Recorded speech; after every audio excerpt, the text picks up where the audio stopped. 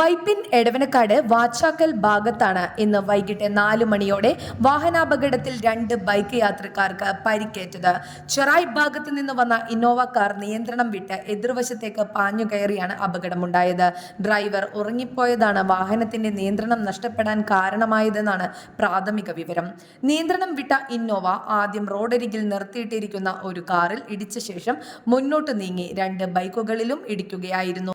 അപകടത്തിൽ ഗുരുതര പരിക്കേറ്റ ഒരു ബൈക്ക് യാത്രികനെ ആശുപത്രിയിൽ പ്രവേശിപ്പിച്ചു. മറ്റൊരു ബൈക്ക് യാത്രികനും നിസ്സാര പരിക്കുകളോടെ ചികിത്സ തേടി. അപകടത്തെ തുടർന്ന് പ്രദേശവാസികൾ ഉടൻ സ്ഥലത്തെത്തി രക്ഷാപ്രവർത്തനങ്ങൾക്ക് നേതൃത്വം നൽകി.